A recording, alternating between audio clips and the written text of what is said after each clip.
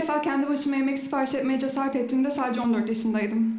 Ailemle bir restorana gitmiştik ve gerçekten çok kalabalıktı. Kalbim çok hızlı atıyordu, nefes alamıyordum. Bayılacak gibi hissediyordum, yüzüm kıpkırmızı olmuştu. Garsonla göz teması kurdum ve bir porsiyon İskender kebap lütfen dedim. Birçok insan için çok sıradan bir şey olsa bile bunu yapabileceğimi asla tahmin etmemiştim. Beni yıllarca geride tutan bir zincirden kurtulmak için bir adım daha yaklaşmıştım. Bu zincirin adı sosyal anksiyeteydi. Sosyal anksiyeteni bilmeyenler için kısa bir tanım yapayım. Sosyal anksiyete, kişinin sosyal durumlarda aşırı güvensiz hissetmesi, başkaları tarafından yargılanacağı, dalga geçileceği veya reddedileceğini düşünmesi ve yoğun kaygı yaşaması durumudur. Peki benim bugün, bu sahnede, bu kadar çok insanın içinde ne işim var? Sosyal anksiyetesi olan birisinin kabusunu yaşıyor olsa gerek. Bugün ben size girişimcilik hikayemi anlatacağım. Benim sosyal anksiyeteyle olan hikayem yalnızca 9 yaşında başladı. O zaman akranlarım tarafından sürekli zorbalığa uğruyordum ve evde de hayat bazen zordu. Bu deneyimlerden sonra sosyal anksiyete yaşamam gereken bir şeye dönüştü. Maalesef ki büyüdükçe deneyimlerim daha da zorlaştı. Hatta 15 yaşındayken hayatının son vermenin çözüm olabileceğini bile düşündüm. Neyse ki bunu yapmadım ve yardım almaya karar verdim. Yardım aldığımda yalnız olmadığımı, beni seven ve destekleyen birçok insan olduğunu ve iyileşebilmek için bir umudum olduğunu gördüm. Yardım almanın hayatımı ne kadar iyi etkilediğini gördükten sonra ben de başka çocuk ve gençlerin alabileceği yardım eli olmaya karar verdim. Yaşadığım yıkıcı deneyimleri dünyada pozitif bir etki yaratabilmek için kullanma gücü buldum kendimde. Mart 2020'de Covid-19 Türkiye'ye gelmişti. Ben de bu izolasyon ve belirsizliğin gençlerin ruh sağlığını olumsuz bir şekilde etkileyebileceğini düşündüm ve araştırmaya koyuldum. UNICEF'e göre karantinada gençlerin yaklaşık %50'si depresif veya endişeli hissediyordu.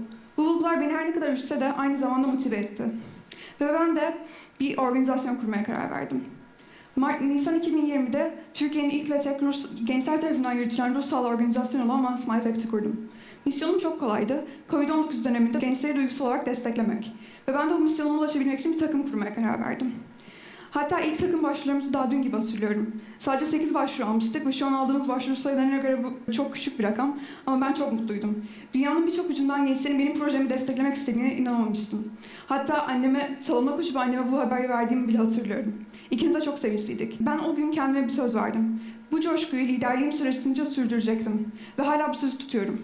Küçük bir takımla başlamış olsak bile şu ana kadar 20 ülkeden 100'den fazla gönüllüyle birlikte çalıştık. Ücretsiz ve erişilebilir ruh sağlığı kaynakları oluşturduk. Eğitim ve farkındalık programları geliştirdik. Bariyerleri aşıp dünyanın birçok ülkesinden gençleri birbirine bağladık. Ve kurulduğumuz andan itibaren 60 ülkeden 3000'den fazla genci etkiledik. Benim dünyayı değiştirme hikayem küçük bir platform olarak başlasa da şu an bu platform küresel ödüllü bir global organizasyona dönüştü. Ben bu serüvenime başladığımda yalnızca 15 yaşındaydım. Dediğim gibi herhangi bir girişimcilik deneyimim yoktu. İlk defa böyle bir şey yapıyordum. Bu yüzden çok korkutucuydu. Özellikle sosyal anksiyetesi olan ve içe dönük bir insan olarak bunları başarabileceğim asla aklıma gelmezdi. Hepsi imkansız birer hayal olarak görünüyordu. Ancak bu doğru değildi. Ben korkularımın üstüne giderek, hatalar yaparak ve hatta kendimi birçok kez rezil ederek hayallerimi gerçekleştirebilmiştim. Birçok ödülün yanı sıra Yale Üniversitesi'nin yaz okuluna ve dünyanın en prestijli araştırma programlarından biri olan Pioneer Academics'e burslu olarak kabul aldım.